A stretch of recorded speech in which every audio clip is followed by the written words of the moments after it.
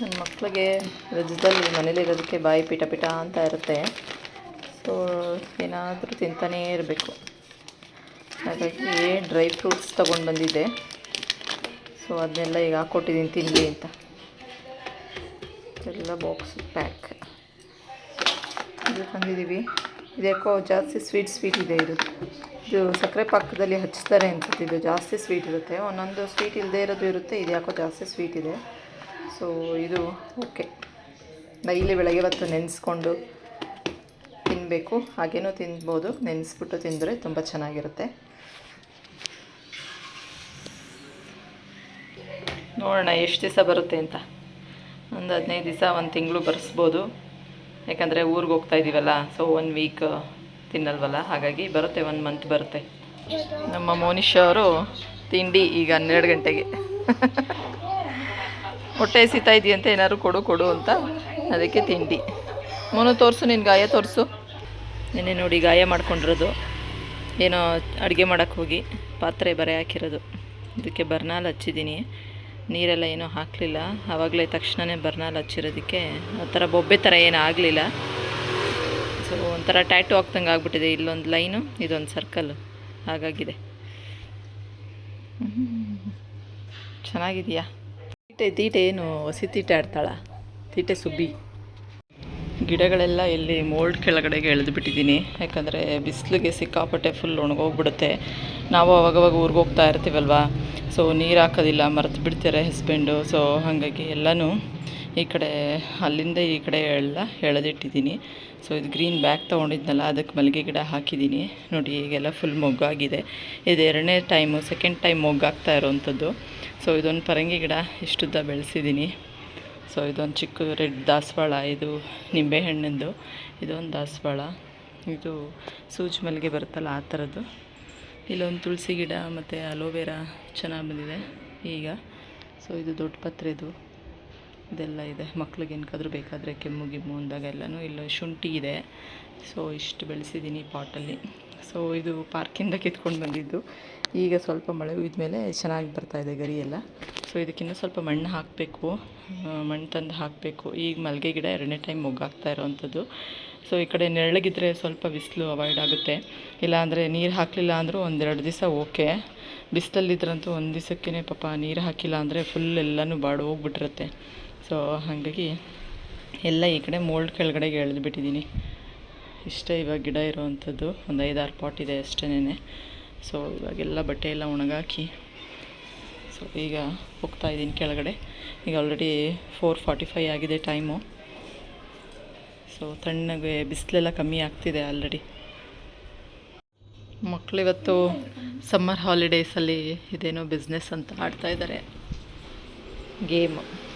ಇದೆಲ್ಲ ಏನೋ photo ನೋಟ್ಗಳೇನೋ, real NOTA? ಹೇಗಿದೆ ನೋಡಿ. 1000, 1050, 500, 100. ನನಗೆ ನೀನು 1500 ಕೊಡಬೇಕು.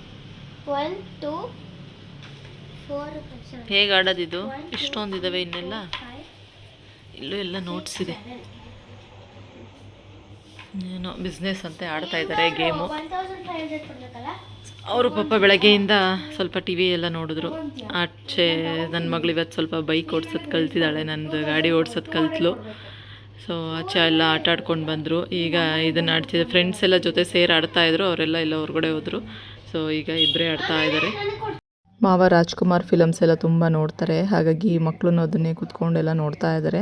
ಸೊ ರಾಜ್ಕುಮಾರ್ದು ಸ್ಟೋರಿ, ಲೈಫ್ ಸ್ಟೋರಿ ಎಲ್ಲ ಬರ್ತಾಯಿತ್ತು. ಆ ಪ್ರೋಗ್ರಾಮ್ ಹಾಕ್ಕೊಂಡು ನೋಡ್ತಾ ಇದ್ದಾರೆ. ಸೊ ಹೀಗೇ ನಡೀತಾ ಇರುತ್ತೆ ತಾತ ಮೊಮ್ಮಕ್ಕಳದು.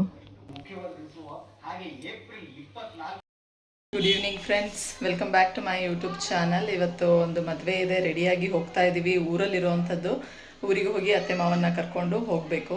ಸೊ ಈಗಾಗಲೇ 6:15 ಟೈಮ್ ಆಗಿದೆ. ಹೋಗೋಷ್ಟರಲ್ಲಿ 7:30 ಆಗಿಬಿಡುತ್ತೆ. ಬನ್ನಿ ಈಗ ಬೇಗ ಹೋಗೋಣ.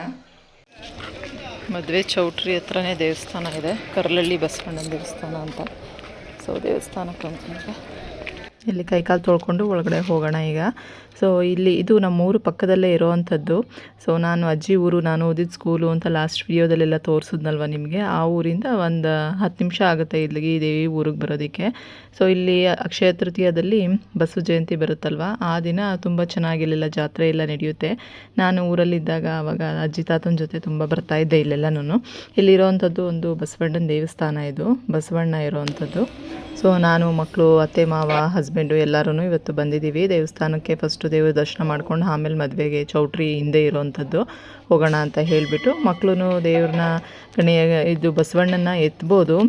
ಅತ್ತೆ ಮಾವ ಎಲ್ಲ ಎತ್ತಿದ್ರು, ನಾವು ಎಲ್ಲ ಎತ್ತಿದ್ವಿ. ಮಕ್ಳಿಗೂ ಒಂದು ಸತಿ ಸಾಕು ಅಂತ ಹೇಳಿ ಅವ್ರಿಗೆ ಎತ್ತಕ್ಕಾಗಲ್ಲ ಅಂತ ಹೇಳಿಬಿಟ್ಟು, ನಾವು ಅಂದ್ಕೊಂಡಿರೋ ಕೆಲಸ ಆಗುತ್ತೆ ಅಂದರೆ ಬಸವಣ್ಣ ಕೈಗೆ ಬರುತ್ತಂತೆ, ಇಲ್ಲಾಂದರೆ ಬರಲ್ಲ ಅಂತ ಹೇಳ್ತಾರೆ. ಈಗಂತೂ ಇಲ್ಲೆಲ್ಲ ಎತ್ತಿ ಎತ್ತಿ ನೋಡ್ತಾಯಿದ್ರು, ಅದೊಂದು ನಂಬಿಕೆ. ಸೊ ನಮ್ಮ ಮನಸ್ಸಲ್ಲಿ ಅಂದ್ಕೊಂಡಿರೋದಾಗುತ್ತೆ ಅಂದರೆ ದೇವ್ರ ಕೈಗೆ ಬರುತ್ತೆ ಅಂತ ಹೇಳಿ ಈಗ ದೇವಸ್ಥಾನ ಮುಗಿಸಿ ಚೌಟ್ರಿಗೆ ಹೋಗ್ತಾ ಇದ್ದೀವಿ ಮದುವೆಗೆ ಹೋಗಿ ಮದುವೆ ಎಲ್ಲ ಮುಗಿಸಿ ಈಗ ವಾಪಸ್ ಬರ್ತಾ ಇದ್ದೀವಿ. ಸೊ ತುಂಬ ಚೆನ್ನಾಗಿತ್ತು. ದೇವಸ್ಥಾನಕ್ಕೆ ಹೋಗಿ ದೇವ್ರ ದರ್ಶನ ಎಲ್ಲ ಮಾಡಿದ್ವಿ. ತುಂಬ ವರ್ಷನೇ ಆಗಿತ್ತು ನಾನು ಈ ದೇವಸ್ಥಾನಕ್ಕೆ ಬಂದು. ಮೊದಲು ಹೋಗ್ತಾ ಇದ್ದೆ ಜಾತ್ರೆ ಅದು ಇದು ಇದ್ದಾಗೆಲ್ಲ. ಈಗ ಅಂದರೆ ಈ ನಡುವೆ ಈ ಚೌಟ್ರಿಗೆ ಯಾವುದು ಮದುವೆಗೆ ಬಂದಿರಲಿಲ್ಲ, ದೇವಸ್ಥಾನಕ್ಕೂ ಬಂದಿರಲಿಲ್ಲ, ತುಂಬ ವರ್ಷನೇ ಆಗಿತ್ತು. ಸೊ ಈಗ ಎಲ್ಲರೂ ದರ್ಶನ ಮಾಡಿ ಮದುವೆ ಮುಗಿಸ್ಕೊಂಡು ಹೋಗ್ತಾ ಇದ್ದೀವಿ, ಅತ್ತೆ ಮಾವ, ಹಸ್ಬೆಂಡು, ಮಕ್ಕಳು, ನಾವು ಎಲ್ಲನೂ. ಸೊ ನೆಕ್ಸ್ಟ್ ಡೇ ಮಾರ್ನಿಂಗ್ ಇದು ಮನೆಗೆ ಹೋಗ್ತಾ ಇದ್ವಿ, ನೈಟು ಊರಲ್ಲೇ ಇದ್ವಿ.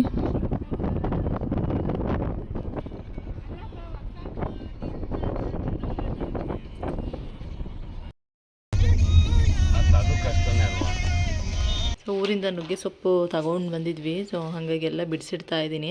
ನುಗ್ಗೆ ಸೊಪ್ಪು ಉಪ್ಸಾರು ಮಾಡೋಣ ಅಂತ ಹೇಳಿಬಿಟ್ಟು. ತುಂಬ ಚೆನ್ನಾಗಿ ಫ್ರೆಶ್ ಆಗಿದೆ, ಈಗ ಕಿತ್ಕೊಂಡು ಬಂದಿದ್ದು. ನನ್ನ ಮಗಳಿಗೆ ತುಂಬ ಇಷ್ಟ. ಅವಳೇನೋ ಕ್ರಿಕೆಟ್ ಐಟಮ್ಸ್ ಎಲ್ಲ, ಕ್ರಿಕೆಟ್ ಅವ್ರದ್ದೆಲ್ಲ ಪೇಪರಲ್ಲಿ ಬಂದಿರೋದನ್ನೆಲ್ಲ ಕಟ್ ಮಾಡಿಕೊಂಡು ಯಾವುದೋ ಡೈರಿನಲ್ಲಿ ಅಂಟಿಸ್ಕೊತಾ ಇದ್ದಾಳೆ ಎಲ್ಲ. ನಾನು RCB ಇಷ್ಟು ಕಟ್ ಮಾಡಿ ತೋರಿಸಿದ್ದಾಳೆ. ಅವಳಿಗೆ ನುಗ್ಗೆ ಸೊಪ್ಪು ಅಂದರೆ ತುಂಬ ಇಷ್ಟ, ತಿಂತಾಳೆ. ಸೊ ಇದು ಅವರೆಬೇಳೆ ಹಾಕ್ಬಿಟ್ಟು ಮಾಡಿದ್ರೆ ತುಂಬ ಚೆನ್ನಾಗಿರುತ್ತೆ. ನುಗ್ಗೆ ಸೊಪ್ಪು ತುಂಬ ಹೆಲ್ತಿಗೆ ಒಳ್ಳೇದಿದು.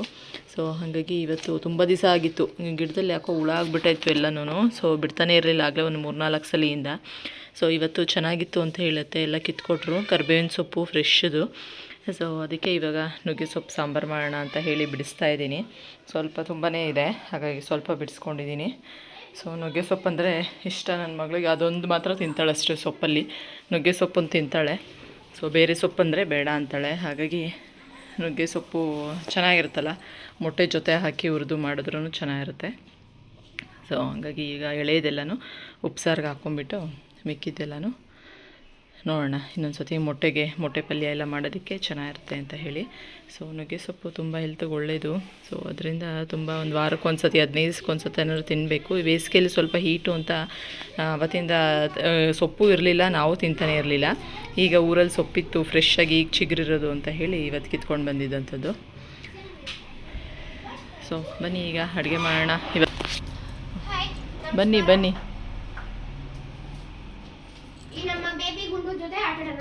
ಎಲ್ಲ ರಜಾ ಮುಗಿಸ್ಕೊಂಡು ಬಂದುಬಿಟ್ರಾ? ಯಾವಾಗಿಂದ ಸ್ಕೂಲು ಇನ್ನೂ ಇದೆಯಲ್ಲ?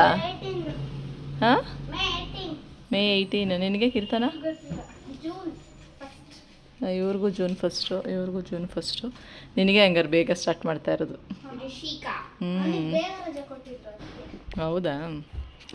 ಓಕೆ, ಟಿಫನ್ ಆಯಿತಾ ಎಲ್ಲರದು?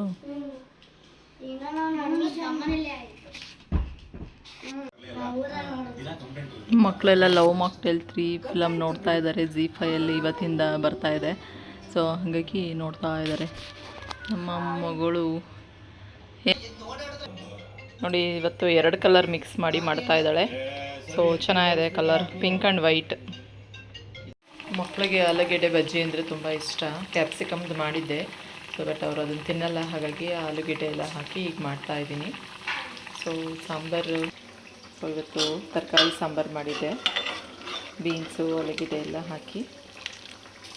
ಸೊ ಅದ್ರ ಜೊತೆಗೆ ಇವತ್ತು ಬಜ್ಜಿ ಮಾಡ್ತಾಯಿದ್ದೀನಿ.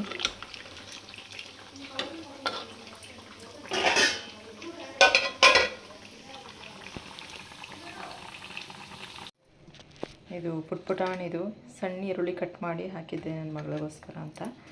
ಸೊ ಆನಿಯನ್ದಾದರೆ ತಿಂತಾಳೆ ಸ್ವಲ್ಪ. ಫಸ್ಟ್ ತಿಂತಾ ಇರಲಿಲ್ಲ, ಈಗ ರೂಢಿ ಮಾಡ್ಕೊಂಡಿದ್ದಾಳೆ. ಅದಕ್ಕೆ ಪುಟ್ಪುಟಾಣಿಯಾಗಿ ಹಾಕಿ ಮಾಡಿದ್ದೀನಿ. ಸೊ ಇದು ಆಲೂಗೆಡ್ಡೆದು, ಇದು ಆನಿಯನ್ದು. ಸೊ ಬನ್ನಿ ಈಗ ಊಟ ಮಾಡೋಣ. ಆಲ್ರೆಡಿ 9:30 ಆಗಿದೆ ಟೈಮು. ಇವ್ರದ್ದೆಲ್ಲ ಇನ್ನೂ ಆಟನೇ ಮುಗ್ದಿಲ್ಲ ಇವತ್ತು. ಸೊ ಬೇಗ ಎತ್ತಿಡ್ರಪ್ಪ, ಊಟ ಮಾಡೋಣ.